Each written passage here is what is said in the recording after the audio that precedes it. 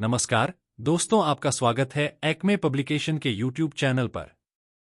यहां आपको मिलेंगे कम्पिटिटिव एग्जाम्स से रिलेटेड वीडियोस जो परीक्षाओं में आपकी सफलता को सुनिश्चित करने में सहयोगी होंगे। आज हम प्रश्नों के माध्यम से समसामयिक घटनाओं को समझेंगे। तो आइए देखते हैं आज के प्रश्नों को और प्रमुख समसामयिक घटनाओं को।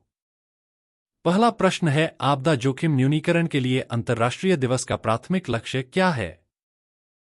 प्राकृतिक आपदाओं के खतरों के बारे में जागरूकता बढ़ाना। बी. आपदा प्रतिक्रिया में वैश्विक सहयोग को बढ़ावा देना। सी. जीवन और संपत्ति पर आपदाओं के प्रभाव को कम करना। डी. आपदाग्रस्त क्षेत्रों में आपातकालीन राहत प्रदान करना। उत्तर है सी. जीवन और संपत्ति पर आपदाओं के प्रभाव को कम करना। अंतर्राष्ट्रीय आपदा जोखिम न्यूनीकरण दिवस 13 अक्टूबर को मनाया जाता है। इसका मुख्य उद्देश्य आपदाओं के प्रति जागरूकता बढ़ाना और समुदायों में जोखिम को कम करने के लिए उपायों को प्रोत्साहित करना है। इस वर्ष का विषय बच्चों की सुरक्षा और शिक्षा पर केंद्रित है। दूसरा प्रश्न है, भारत का यूनिसेफ को स्वास्थ्य और पोषण सहायता प्रदान करने वाले देशों में कौन सा स्थान है? अ. पहला। बी. दूसरा। सी. तीसरा। डी. चौथा। उत्तर है सी. तीसरा। भारत ने यूनिसेफ को स्वास्थ्य और पोषण सहायता प्रदान करने वाले देशों में तीसरा स्थान प्राप्त किया है। यह जानकारी उस समय की है जब भारत ने अपने स्वयं के हमलों और कोविड-19 महामारी के दौरान मदद के लिए योगदान दिया। तीसरा प्रश्न है, केंद्र सरकार ने SBS-3 परियोजना के तहत कितने जासूसी उपग्रहों को तैनात करने की मंजूरी दी है? अ. 40।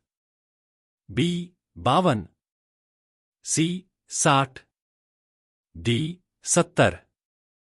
उत्तर है B. 52।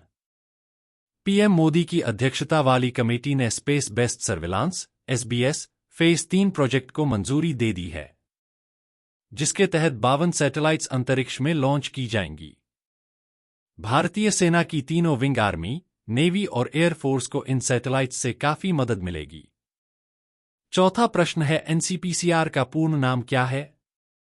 A. National commission for protection of children rights. B. National commission for child development. C. National commission for children affairs. D. इनमें से कोई नहीं। उत्तर है अ. National commission for protection of children rights. NCPCR राष्ट्रीय बाल अधिकार संरक्षण आयोग की 2024 की रिपोर्ट में भारत में ऑटोमोबाइल उद्योग में बाल श्रम की समस्या पर विशेष ध्यान दिया गया है, जिसमें बाल श्रमिकों की स्थिति का विश्लेषण किया गया है। NCPCR ने सुझाव दिया है कि केंद्रीय और राज्य सरकारों को बच्चों की कल्याण योजनाओं को प्रभावी बनाने के लिए अधिक सहयोग करना चाहिए। आयोग की सिफारिश के अनुसार सभी राज्यों और केंद्र शासित प्रदेशों में मदरसों के लिए राज्य द्वारा दी जाने वाली फंडिंग बंद करने की बात भी की गई है। पांचवा प्रश्न है, अहिका मुखर्जी और सुतीर्था मुखर्जी ने एशियन टेबल टेनिस चैंपियनशिप में कौन सा मेडल जीता है? अ. गोल्ड। बी. सिल्वर। सी. ब्रॉन्ज। डी. कोई नहीं। उत्तर है सी. ब्रॉन्ज। अहिका मुखर्जी और सुतीर्था मुखर्जी ने एशियाई चैंपियनशिप के महिला युगल इवेंट में पदक जीतने वाली पहली भारतीय जोड़ी बनी। भारत की शीर्ष क्रम की महिला युगल जोड़ी अहिका मुखर्जी और सुतीर्था मुखर्जी ने रविवार को कजाकिस्तान के अस्ताना में एशियाई टेबल टेनिस चैंपियनशिप 2024 में सेमीफाइनल में हार के बाद ऐतिहासिक कांस्य पदक जीता। अगला प्रश्न है, प्रधानमंत्री इंटर्नशिप योजना का उद्देश्य कितना संख्या में युवाओं को रोजगार के लिए तैयार करना है? अ. 50 लाख। बी. 1 करोड़। सी. 10 लाख। डी. 25 लाख। उत्तर है बी. 1 करोड़। प्रधानमंत्री इंटर्नशिप योजना केंद्र सरकार की योजना है। इसके तहत युवाओं को भारत की टॉप 500 कंपनियों में इंटर्नशिप करने का अवसर दिया जाएगा। इस योजना का उद्देश्य अगले 5 वर्षों में 1 करोड़ युवाओं को रोजगार के लिए तैयार करना है। इंटर्नशिप के दौरान उम्मीदवारों को हर महीने 5,000 रुपए का स्टाइपेंड भी दिया जाएगा। 7वां प्रश्न है, भारत सरकार ने जैव ईंधन को नया स्वरूप देने के लिए किस संगठन के साथ समझौते पर हस्ताक्षर किया है? अ. अंतर्राष्ट्रीय बायोफ्यूल संघ, B. Global biofuel alliance, C. विश्व स्वास्थ्य संगठन, डी. पर्यावरण संरक्षण एजेंसी।